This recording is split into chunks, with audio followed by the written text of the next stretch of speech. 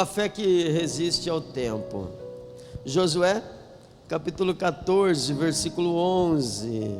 Eu gosto dessa passagem, ela mostra a fé e a força de um Senhor. Não é mole não. Josué 14, 11, tá ali? Isso, bora lá, diz assim: ainda estou tão forte como no dia em que Moisés me enviou. Tenho agora tanto vigor para ir à guerra como naquela época. Dê-me, pois, a região montanhosa que naquela ocasião o Senhor me prometeu. Na época, você ficou sabendo que os Enaquins lá viviam com suas cidades grandes e fortificadas. Mas se o Senhor estiver comigo, eu os expulsarei de lá, como ele prometeu. Então Josué abençoou Calebe, filho de Jefoné, e deu-lhe Hebrom por herança. Dá um glória a Deus. Pai, nós precisamos de Ti. Ensina-nos, ó Deus, dá-nos essa visão espiritual, visão de Deus, visão de fé, visão de quem crê, ó Deus, no impossível, ó Pai, porque o impossível está a um milagre de distância. O Senhor é o Deus do impossível, Pai. Nas coisas que nós podemos fazer, o Senhor nos abençoa, mas nas coisas que não podemos, o Senhor opera maravilhas. Louvado seja o nome do Senhor. Fala conosco em nome de Jesus. Amém. Pode se assentar, fique à vontade. Ô pastor Augusto, desliga o climatizador lá para mim, que eu acho que está meio frio, está vindo um vento gelado aqui na frente. Só tirar da tomada lá. Foi eu que liguei, viu, gente? Tava meio abafado. Barulhinho de chuva gostoso, né? Ai, meu Deus. Vamos lá, uma fé que resiste ao tempo. Para a gente poder entrar na mensagem, quero ler com você dois outros textos. 2 Coríntios capítulo 1, versículo 20. 2 Coríntios capítulo 1, versículo 20. Nós lemos já o texto de Calebe falando para Josué: olha, eu estou pronto, eu tenho tanta força para lutar agora como eu tinha antes, estou pronto, não, pode me entregar a terra que eu estou pronto para conquistar. Agora, vamos falar a respeito de promessas de Deus. Será que a gente está pronto para viver as promessas de Deus? Será que a gente está pronto para viver o tempo de milagres que Deus prometeu? Quais são os fundamentos da promessa? Vamos lá, porque todas quantas promessas há de Deus, irmão, todas quer dizer o quê? Pastor José Augusto, todas quer dizer o quê? Tudo, né? Olha lá, todas quantas promessas há de Deus. Sabe aquela lista de Deuteronômio 28? Bendito serás ao entrar, bendito ao sair, bendito os teus filhos, emprestarás a muitos, não tomarás emprestado, o Senhor te abençoará por onde quer que fores, e por aí vai, tem bênção que não acaba mais. Todas, a Bíblia tem cerca de 8.000 promessas, e aí o apóstolo Paulo está dizendo assim, está pronto, está tudo pronto, Deus já concorda com isso, porque todas quantas promessas há de Deus são nele é Jesus, o sim, e por ele o amém, para a glória de Deus por nós. Ou seja, quando você acredita nas promessas de Deus para a tua vida, Jesus diz sim, está feito, pode ir. Quando você diz assim, eu creio que eu e minha casa vamos viver o milagre do Senhor, então Jesus diz amém, vai lá, está pronto, já conquistei, já paguei o preço, amém. Então em Jesus o sim e o amém. Agora, por que algumas vezes a gente não vence, pastor? Por que algumas vezes a gente perde a fé? Qual é o instrumento de Satanás para roubar a nossa fé? Um outro texto que eu quero meditar com você, olha, vamos lá, Mateus capítulo 6, versículo 22, Mateus 6:22 vai te falar de uma coisa muito importante, muito importante. Diz assim: a candeia do corpo, o que ilumina o corpo, o portador de luz do corpo são os olhos, de sorte que se teus olhos forem bons, todo o teu corpo terá luz. Amém? Está dizendo assim, olha, aí já não é versículo, mas não é menos verdade, que diz que os olhos são janela da alma. Isso é filosofia, é poesia, mas não está errado, não está errado. Por quê? Quando a pessoa tem os olhos bons, quando a pessoa enxerga o mundo pelos olhos da fé, quando a pessoa tem o que a Bíblia chama de mente de Cristo, ela sabe que às vezes pode ficar difícil, mas a gente já tem o sim e o amém de Deus. Posso ouvir um glória a Deus? A gente já tem o sim, a gente já tem o amém. Olha um exemplo disso. Jesus numa tempestade, Jesus dentro do barco, a tempestade começa a querer virar o barco, aquela confusão, os discípulos preocupados, alguém chega e vai acordar Jesus e fala: mestre, o senhor não percebe que a gente está morrendo? A gente morrendo aqui e o senhor aí dormindo no fundo do barco? Como assim? Presta atenção, a coisa está difícil lá fora. Aí Jesus acorda, Jesus acorda, igual lá em casa. Se acordar a dona Onça fora da hora, irmão, pode ser 5 minutos antes, mas mexe com fogo. Jesus acorda, dá uma bronca em todo mundo. Jesus fala: olha gente, mas vocês não têm fé para coisa nenhuma, hein? Como assim? Como assim vocês vêm me acordar por causa de uma tempestade? Mas eles tinham uma promessa de Deus, tinham. Quando Jesus entrou com eles no barco, Jesus falou assim: nós vamos passar para o outro lado. Jesus está dormindo porque ele sabe que ele não vai morrer afogado, ele haveria de morrer na cruz. Ele sabia sobre o seu futuro, ele acreditava na palavra do Pai, então ele está dormindo tranquilo. Os discípulos que ouviram Jesus, eles podiam ter falado assim: não interessa como, irmão, não sei o que vai acontecer, mas Jesus falou que a gente vai chegar do outro lado, então não sei se essa tempestade é para empurrar a gente, ou é para atrapalhar um pouquinho, mas que a gente vai chegar, irmão, porque todas as promessas de Deus são nele, o sim e o amém. É uma questão de visão. Olha, outra pessoa que estava dormindo no fundo do barco, Jonas. Só que é diferente. Jonas está dormindo no fundo do barco, uma tempestade, os marinheiros jogando tudo que tinham no mar, aquele grande prejuízo, começaram a jogar pedaços do barco, quando eles encontram Jonas lá escondidinho. Rapaz, o que está acontecendo? Acontece que Jesus está indo em direção ao propósito de Deus e Jonas está fugindo dele. Percebe que é o contrário? Quando Jesus levanta no barco, ele dá uma bronca, ele repreende o mar, ele repreende os discípulos, ele bota a ordem na casa, até o mar ficou quieto. Imagina os discípulos, o pessoal falou assim: quem é esse que até o vento, o mar obedece? É melhor a gente calar a boca também.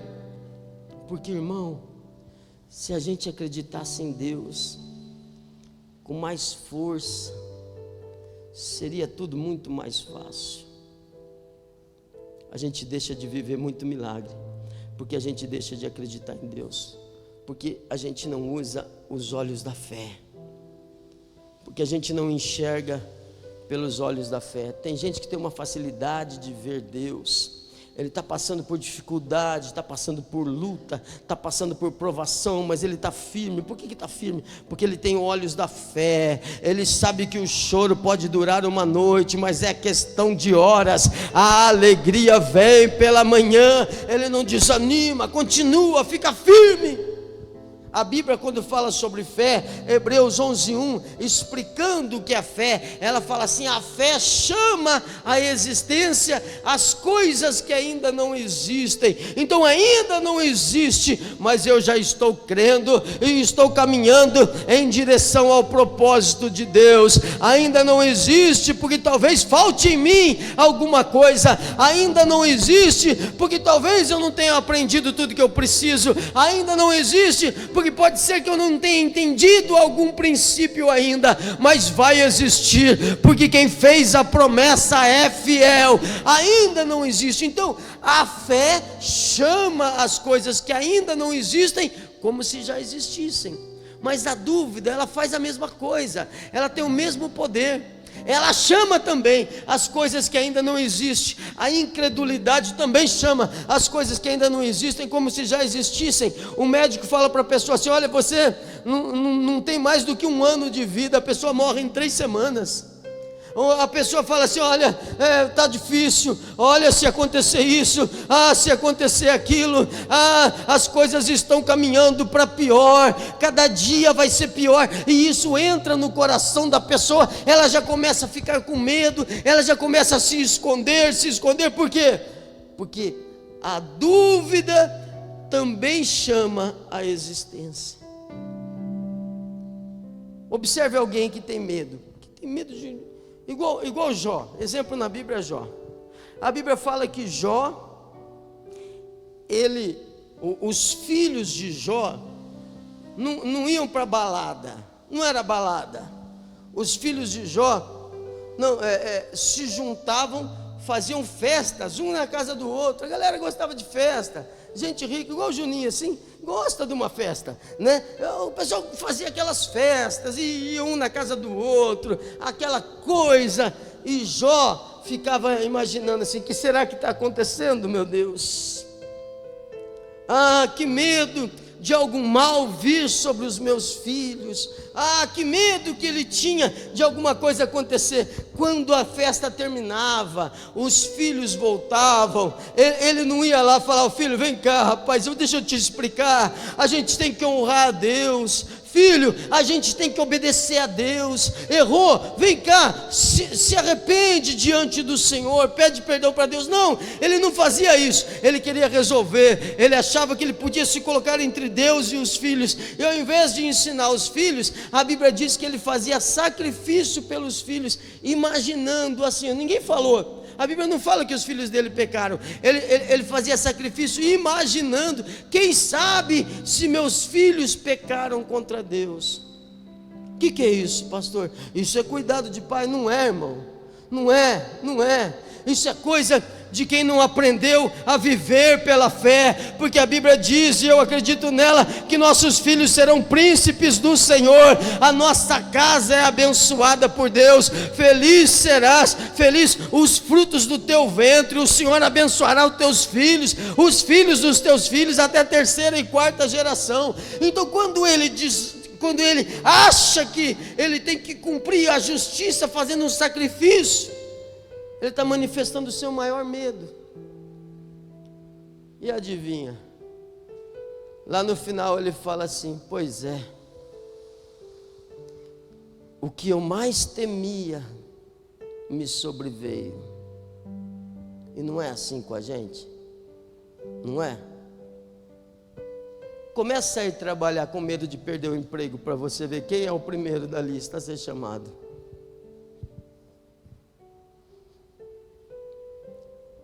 Começa a orar com medo de perder seu filho. Você vê quem é que perde. Até orar, pastor? Até orar. Porque filhos são independentes, eles têm caminhos independentes. A gente precisa chamar eles. A gente precisa transmitir princípios de Deus. A gente tem que sentar com eles, falar: que vem cá. Igual Davi fez com Salomão: vem cá. Conhece o Deus do teu pai. Ele é assim, olha, para que você possa decidir sua vida. Se você buscar, ele se deixa encontrar. Mas se você desprezar, filho, Lá no céu não tem carta de apresentação. Não funciona assim. Então, a gente tem que aprender a transmitir a nossa fé, a viver na visão da fé. A gente tem que aprender a guardar a nossa fé, porque se os teus olhos forem bons, todo o teu corpo será bom. Agora veja o próximo, Angélica, por favor. Porém, se teus olhos forem maus, falando de olho mau, tadinha, ela está assim, ó, na tela. Senhor amado, eu olho mal.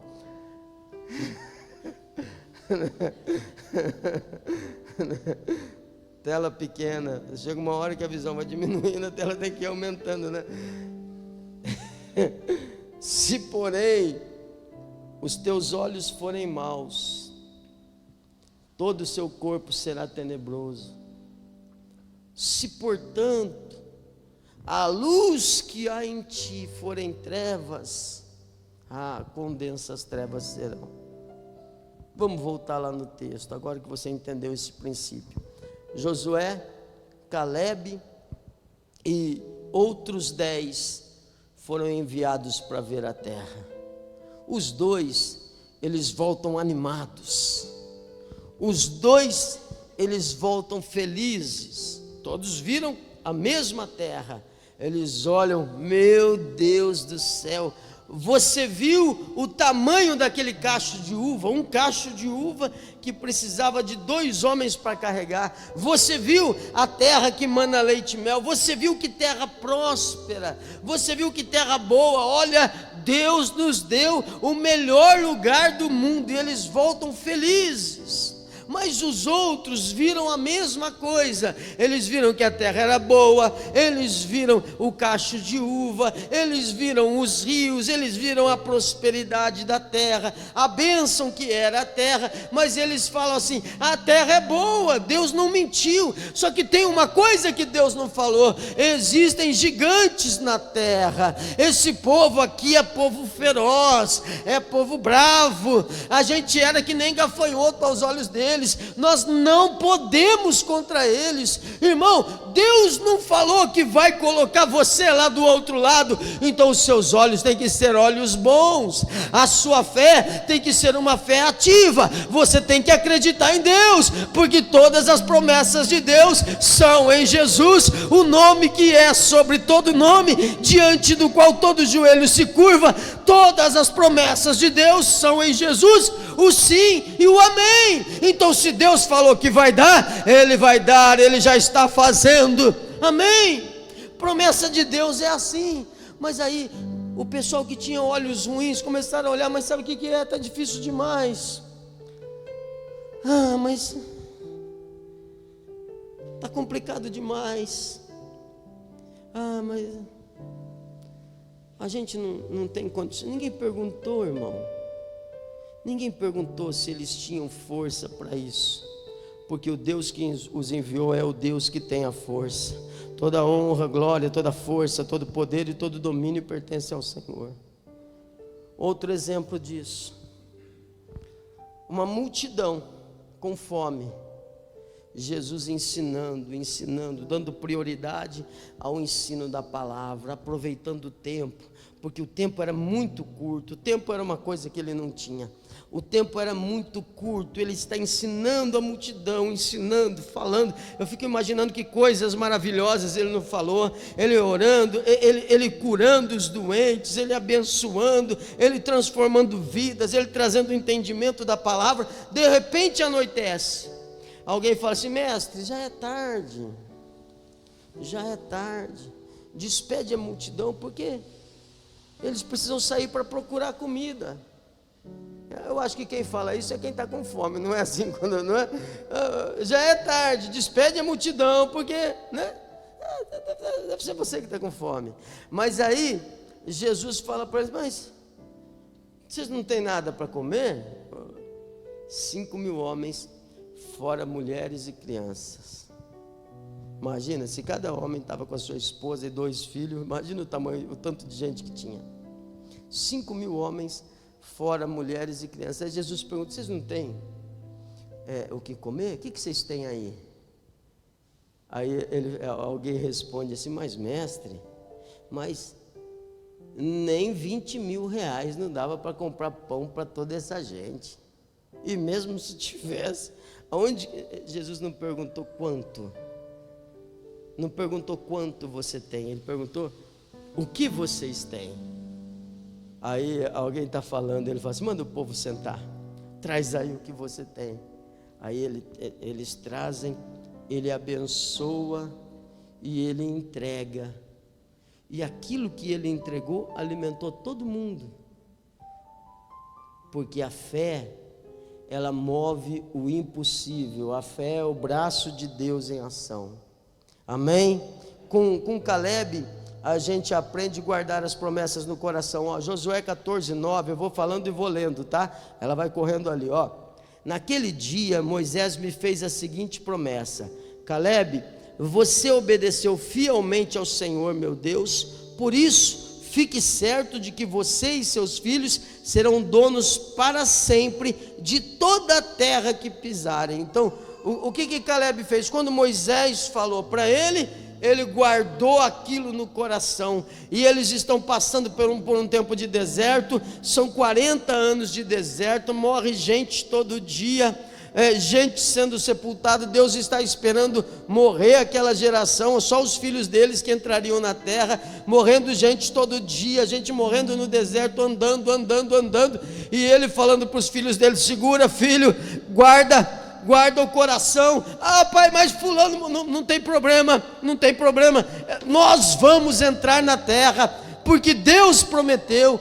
Guarda a promessa no coração, guarda a palavra de Deus no coração. A gente tem que aprender a guardar as promessas de Deus no nosso coração. Sabe, tem hora que você vai precisar de um motivo para viver, tem hora que você vai precisar de uma força, e aí você lembra: poxa vida, no meio desse deserto, já são tanto, mas Deus prometeu, Canaã está logo ali, daqui a pouco estaremos em Canaã celestial, daqui a pouco tudo que Deus se cumpriu, tudo que Deus prometeu vai se cumprir, amém? Então guarda a promessa de Deus no seu coração.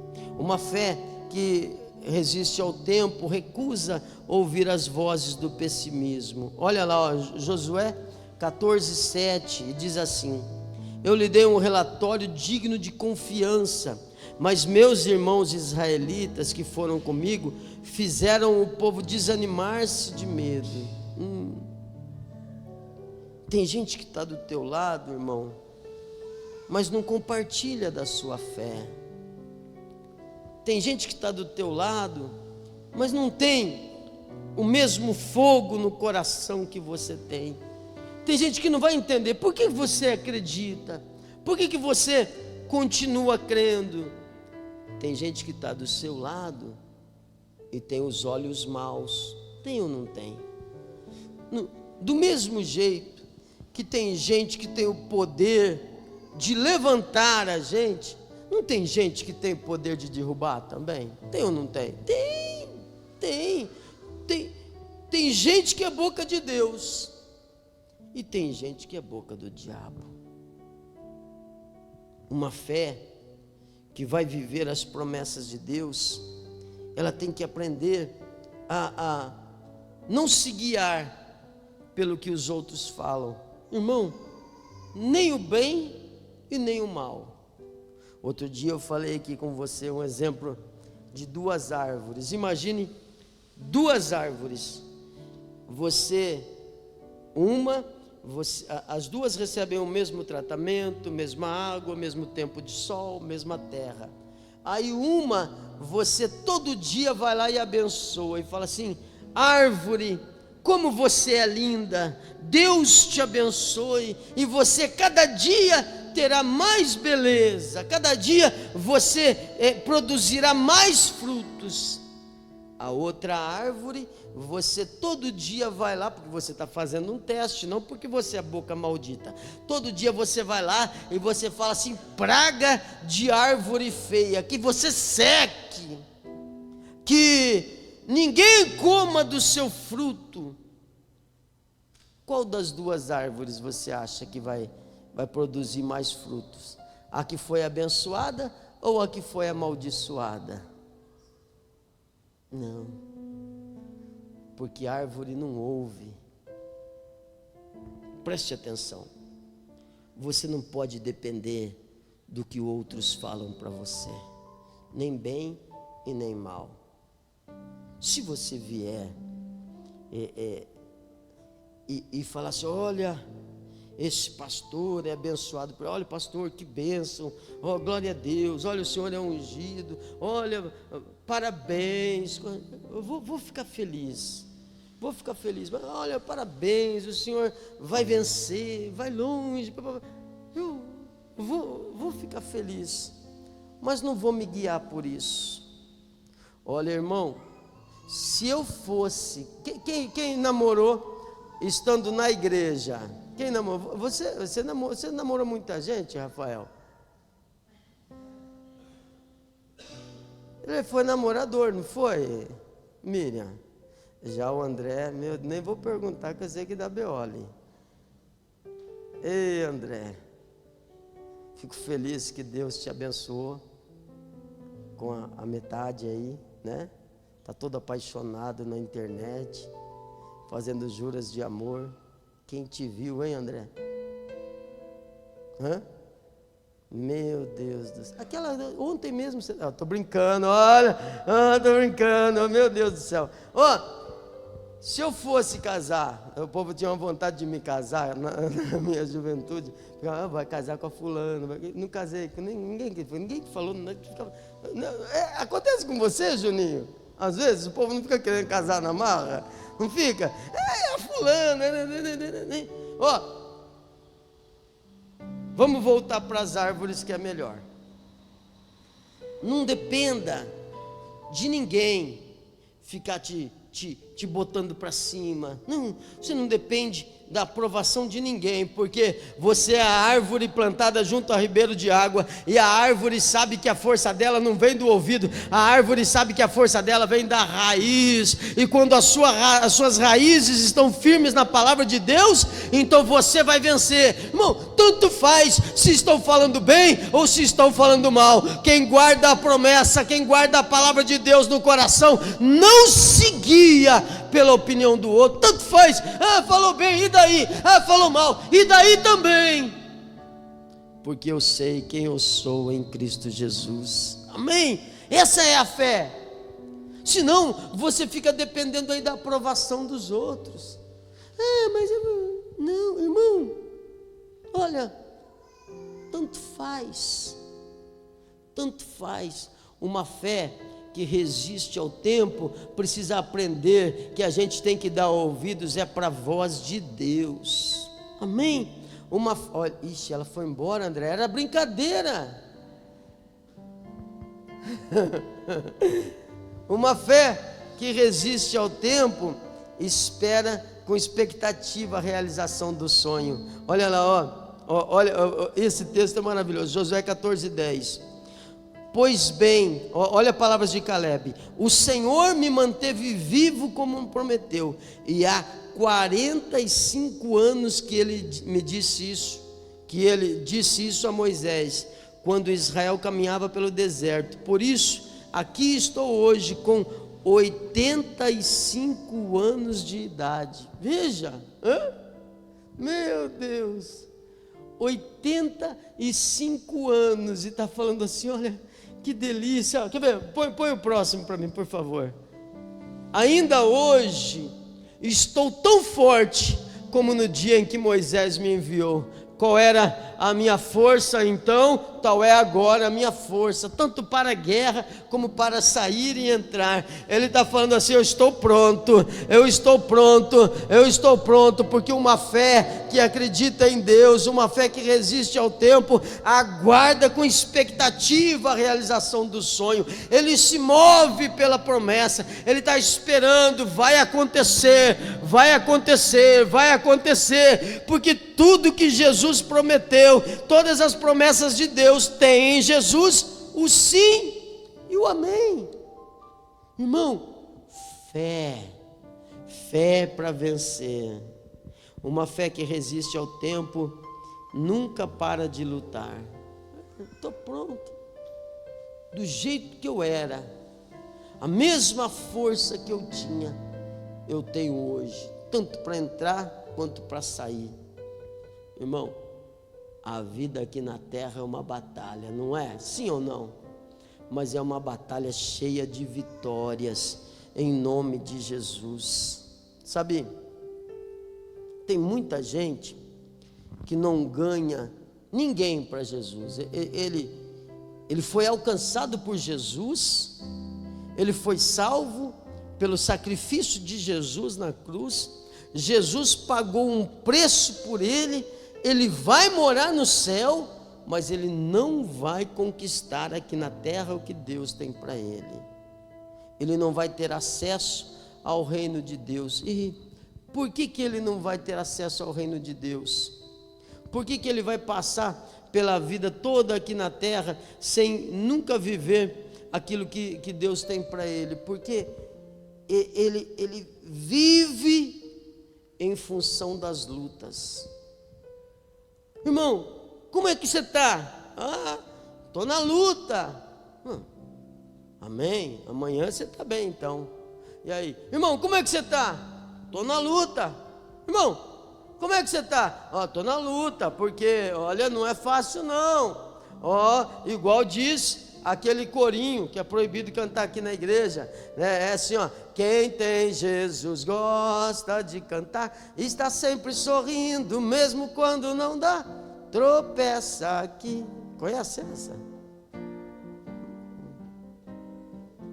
Não conhece, mas está tocando. Mas depressa levanta e começa a cantar. Ela diz assim: tropeça aqui, oi, cai a colar, mas depressa levanta e começa a cantar. Irmão, aí vai, porque ele acha bonito esse negócio de tropeçar e levanta. Pastor, é resiliência. Resiliência está na moda. A gente apanha e volta. Meu irmão, está amarrado isso em nome de Jesus, porque o Espírito de Deus está dentro de nós, e para cada gigante vai ser uma vitória. E se a gente tiver que falar, a gente vai falar das vitórias em nome de Jesus, porque tem gente que tem olho ruim, tem gente que só vê o mal, tem gente que só vê o diabo, tem gente que só vê a luta, e tem gente que só fala: Deus está preparando alguma coisa muito grande. É por isso que o apóstolo Paulo, que tinha os olhos abençoados, ele fala assim: quando eu entro na luta, quando eu entro na prova, quando eu estou passando por alguma aflição, eu tenho alegria nas aflições. Por quê? Porque o poder de Deus sempre se manifesta. Deus está preparando algo grandioso. Deus vai fazer algo grandioso aí onde você está sofrendo, aí onde é a sua dificuldade, aí onde você seria envergonhado. Então, quando a gente fala da nossa fé para alguém, a gente não vai falar a fé dos derrotados. Irmão, vamos para a igreja. E aí, o que tem lá? É luta. A pessoa olha para você. O que é isso? Quem quer? Parecendo a galinha de Angola. Lembra, Marquinhos, que você tinha uma criação de galinha de Angola? Marquinhos tinha uma criação de galinha de Angola para espantar o escorpião. Mas a galinha de Angola não deixava ele dormir. Ele comprou escorpião para matar as galinhas. Né? E fica aquela coisa toda, né?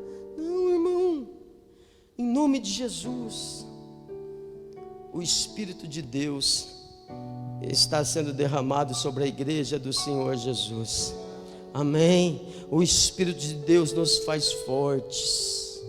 Irmão, muda teus olhos em nome de Jesus.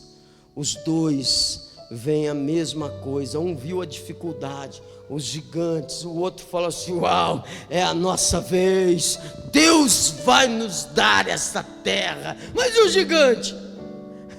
Perguntaram para ele: e o gigante? Sabe qual que foi a resposta? Vamos devorá-los, eles serão o nosso pão. Veja, tem medo? E agora está lá, 85 anos, e está prontinho para falar: é 1 minuto para tirar a espada daqui, já passei 40 anos treinando, eu estou pronto. Entendeu, irmão? É questão de visão, é questão de fé. A pessoa que não age pela fé, ela está sempre esperando Deus fazer alguma coisa, Deus levantar alguém. Irmão, mais do que Deus já fez, já é o suficiente.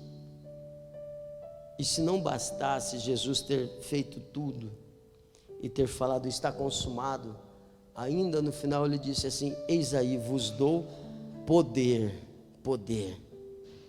Aí ele disse assim: fica em Jerusalém até que do alto você seja revestido de poder. Amém? É o Espírito de Deus dentro de nós que nos dá força, que nos dá visão correta. Não fica tendo medo, não fica agindo pela fé, não fica agindo pela dúvida, não fica deixando o medo ter lugar no seu coração. Não.